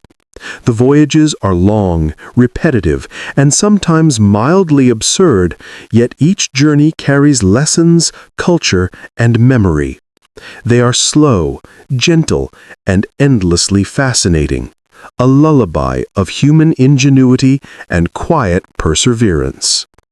So tonight, as your eyes grow heavier and the room becomes still, imagine the soft rhythm of paddles, the occasional gentle hum, the muttered corrections, and the quiet laughter of minor mishaps. Picture generations of navigators, their rituals, quirks, and patience guiding canoes across vast, indifferent oceans. Let their subtle wisdom, eccentricities, and calm perseverance drift through your mind like a canoe gliding across gentle waves. Part 13. The gentle humor and subtle eccentricities of long voyages. Welcome back, friends. If your blankets are tucked just right and the room is quietly still, let's continue our drift across the Pacific, exploring the soft humor, minor eccentricities, and understated lessons embedded in long Polynesian voyages. These stories are not grand adventures. They are human, gentle, and endlessly fascinating in their quiet rhythms. One enduring aspect of these journeys is the subtle humor that accompanies life at sea. Navigators and apprentices often engaged in playful testing, a slight misalignment of a paddle, a whispered miscount of stars, or a small feigned error in observation. The navigator might notice, sigh softly, and gently correct the mistake, sometimes adding a faintly teasing remark. These moments were never harsh. They reinforced learning, social cohesion, and the gentle enjoyment of small human quirks. Some navigators had amusing personal rituals that now seem charmingly eccentric. One reportedly refused to eat breadfruit unless it was cut in a precise pattern, claiming it helped maintain focus. Another hummed constantly, a soft, rhythmic tune that blended with the lapping of waves, guiding paddlers and apprentices alike. Minor eccentricities like these were not distractions. They were integral to maintaining rhythm, focus, and calm attention over long periods. Observation remained central, and sometimes hilariously exacting. A navigator might insist that an apprentice observe the movement of a single wave for several minutes, only to later comment softly on the slight deviation of the current. Birds, too, were occasionally mischievous in these stories. A flock veering unexpectedly could prompt a quiet exasperation, a gentle sigh, or a muttered joke. Human patience and humor intertwined seamlessly with the ocean's indifferent rhythms. Daily routines encouraged both discipline and mild amusement. Meals, sleep, and observation shifts were meticulously structured, yet small deviations were inevitable. An apprentice might slightly misplace a taro bundle, or a paddler might shift a moment too early. Navigators responded calmly, occasionally with a faint grin or a soft, humorous remark. These minor dramas reinforced social norms, attentiveness, and the subtle humor that softened life on long voyages. Even preparation for the voyage carried minor eccentricities. Some navigators checked each paddle multiple times, hummed softly to themselves, or adjusted feathers or ornaments for focus. Apprentices, often mimicking these habits, learned that eccentricity could coexist with skill, precision, and calm observation. These routines became stories, quietly transmitted across generations, illustrating the human side of navigation. Animals continued to provide small, amusing, and practical guidance. Dolphins, birds, and even occasional land sightings contributed subtle signals. A sudden appearance of a seabird might be accompanied by a navigator's soft muttering, sometimes teasing an apprentice who misread the sign.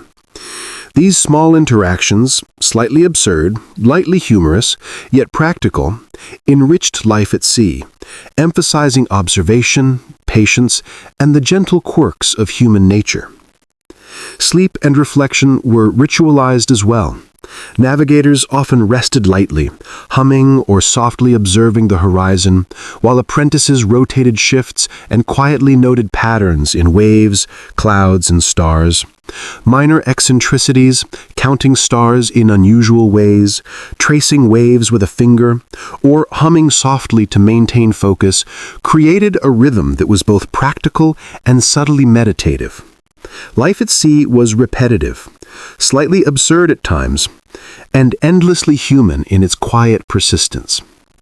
Modern revivals preserve these subtle lessons. Apprentices today continued to learn not only navigation, but also the mild eccentricities, personal habits, and quiet humor of their mentors. Small mistakes are gently corrected, rituals are maintained, and soft humor continues to accompany the subtle rhythm of observation. This is cultural continuity at its most human, a gentle bridge from centuries of history to the present. Finally, the story of Polynesian navigation reminds us that mastery is intertwined with personality. Stars, waves, and birds are only half the story. Human quirks, patience, minor eccentricities, and subtle humor are equally important. These elements make the story gentle, relatable, and soothing, a quiet lesson in the rhythm of life, observation, and human perseverance. As you drift further tonight, imagine the soft hum of a navigator, the gentle sigh of a paddler, the faint teasing over minor mistakes, and the quiet rhythm of waves beneath the canoe. Picture generations of humans moving with subtle precision, gentle eccentricity, and mild humor, preserving knowledge, culture, and the slow, hypnotic beauty of life on the Pacific. It is a story that whispers, drifts, and soothes, a lullaby of subtle skill, human quirks, and enduring patience. Part 14. Generations, Continuity, and the Subtle Absurdities of Life at Sea. Welcome back, friends. If your blankets feel cozy and the room has settled into quiet, let's continue our gentle drift across the Pacific, focusing now on the enduring continuity of Polynesian wayfinding and the subtly humorous, often absurd human traits that accompany it. These stories are not about drama or heroics. They are about humans, quietly observing, teaching, and navigating the vast, indifferent ocean. One of the most fascinating aspects of Polynesian navigation is its transmission across generations. Knowledge was rarely written down. It existed in memory, song, ritual, and subtle habit. A navigator's humming, a slight adjustment of a paddle, or a tiny ritual placement of a feather might seem trivial, yet these details encoded generations of observation and practice. Apprentices learned slowly, absorbing not just technical skill, but personality, humor, and eccentricities. Some navigators had particularly endearing eccentricities that persisted over generations. One reportedly insisted that the same chant be repeated before every meal, while another always observed the horizon through a small polished shell. Modern students of wayfinding might consider these habits peculiar, yet they served a purpose: focus, rhythm, and subtle reinforcement of memory. More importantly, they humanized the practice, reminding everyone that even extraordinary skill coexists with small quirks. Minor absurdities often punctuated daily life. An apprentice might deliberately misalign a bundle of taro. A bird might refuse to cooperate with the navigator's expectations, or a star might appear slightly out of position. Navigators responded with quiet patience, gentle correction, and sometimes a muted joke. These small incidents were remembered and retold, often growing into amusing anecdotes that reinforced learning while preserving the human side of voyaging. Food, sleep, and observation continued to structure life. Some navigators insisted on perfectly silent meals, while others required soft humming during observation shifts. Even minor missteps, miscounting stars, shifting slightly out of rhythm, or placing a coconut in the wrong spot, were met with subtle humor rather than frustration. These routines were slow, methodical, and endlessly human, shaping both technical skill and social cohesion. Animals, too, contributed to continuity and minor amusement. Birds, fish, and even dolphins were observed carefully, their behavior integrated into decision-making.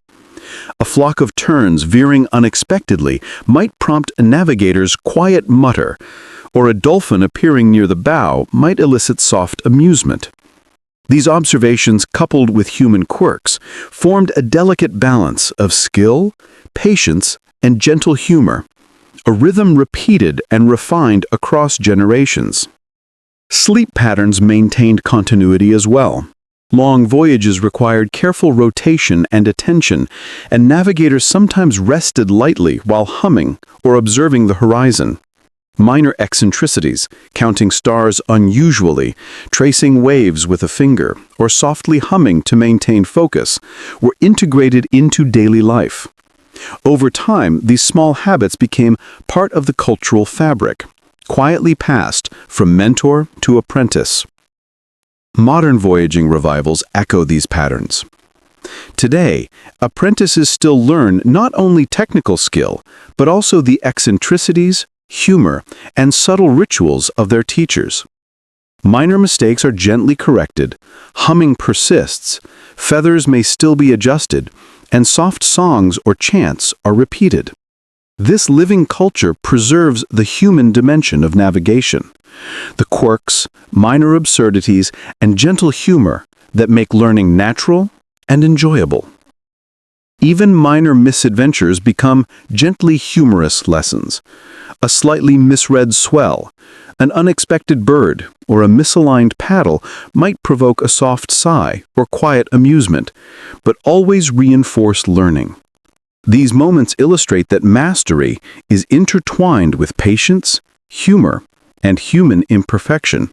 They remind us that life at sea is repetitive, subtly absurd, and endlessly human. And that the smallest human traits, quirks, hums, and gestures, can carry profound practical and cultural significance. In the end, Polynesian navigation is a story of subtle mastery, gentle humor, and continuity. Stars, waves, birds, and currents are important, yes, but human eccentricity, patience, and small rituals are equally vital. These elements combine to form a rhythm of life that is calm, slightly absurd, and profoundly human. Generations of navigators, with their quirks, minor mistakes, and patient observation, have preserved a practice that is technical, cultural, and quietly charming. So tonight, as you continue to drift toward calm, picture the generations of navigators, their humming, slight mutters, minor corrections, and gentle rituals. Imagine apprentices learning, repeating, and sometimes misstepping, all in quiet rhythm with the ocean. Let the soft rhythm of paddles, the subtle human quirks, and the hypnotic beauty of patient observation lull you into reflection, calm, and gentle sleep. Part 15. Final Reflections and the Enduring Lullaby of the Pacific. Welcome back, friends. If your blankets are warm, your pillows soft, and the room quiet, let's drift together one last time across the vast, calm Pacific. Tonight, we conclude our gentle journey, reflecting on the enduring charm, subtle wisdom, and quiet humor of Polynesian wayfinding. Wayfinding at its core is a story of patient observation, subtle skill, and human eccentricity. Navigators learned to read stars, waves, currents, clouds, and birds, but they also cultivated rhythm, patience, and small habits that anchored both mind and body. Their quirks, the soft humming, the careful gestures, the tiny rituals before meals or observation, were part of the method. Odd perhaps to an outsider, but perfectly integrated into the rhythm of life at sea. Minor mistakes and eccentricities were part of the narrative, gently woven into memory and oral tradition. An apprentice miscounting stars, a bird acting unpredictably, or a paddle slightly misaligned, all were opportunities for teaching, mild amusement, and reflection.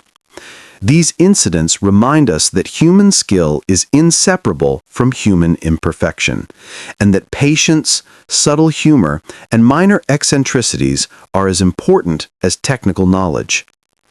Even daily routines carried a quiet beauty. Meals, sleep, and observation were carefully structured, yet allowed room for small quirks. A navigator might trace waves with a finger, hum softly, or adjust feathers on the canoe, while apprentices mimicked, learned, and occasionally misstepped. These rhythms created a hypnotic, meditative cadence that carried humans across vast distances, subtly blending practical skill with gentle eccentricity. Animals continued to play a soft role in the story. Birds, fish, and dolphins provided subtle guidance, sometimes causing quiet frustration or mild amusement. A flock veering unexpectedly might elicit a soft mutter. A dolphin's appearance might prompt gentle excitement. These small interactions reinforced observation, patience, and the human connection to nature, creating a rhythm that persisted across generations. Generational continuity is perhaps the most remarkable aspect of this history. Knowledge was transmitted through demonstration, story, and ritual rather than written text. A navigator's habits, minor quirks, and soft humor were all as important as knowing which star marked the equator or which swell indicated land. Apprentices learned slowly, observing not only technique but the personality and subtle eccentricities of their mentors. This human dimension ensured that knowledge was vibrant, adaptive, and quietly entertaining. Modern revivals continue to honor these traditions. Voyaging societies preserve technical skill alongside eccentricity, gentle humor, and soft ritual. Apprentices learn to hum, observe, and correct mistakes with patience, just as their ancestors did. The rhythm of life at sea remains unchanged. Paddles tapping, soft mutters, minor corrections, and subtle teaching moments, all carried on the indifferent but welcoming waves of the Pacific. And so, as we conclude our drift tonight, picture the final moments of a long voyage. The sun lowering softly on the horizon, paddlers gliding rhythmically, birds circling lazily, and the navigator humming faintly while observing the stars. Imagine apprentices quietly learning, minor mistakes eliciting gentle amusement, and the enduring rhythm of patience, eccentricity, and observation continuing across generations. Polynesian wayfinding is a lullaby of human ingenuity, subtle humor, and gentle persistence. It reminds us that mastery is built slowly. Humor softens instruction, and even minor quirks can carry profound significance. There is no grand drama, no heroics, only the steady rhythm of paddles, waves, and human eccentricity quietly guiding generations across the ocean. So tonight, as your eyelids grow heavy and the room grows still, drift with the canoe, hum softly, notice small details, and embrace gentle patience. Let the minor mistakes, the soft humming, and the subtle rituals soothe you. Let the ocean, indifferent yet endlessly inspiring, lull you into calm reflection. And remember, even in vastness, small human quirks, patience, and quiet skill leave a lasting legacy. Good night, friends. Drift slowly, observe quietly, and rest in the gentle rhythm of the Pacific.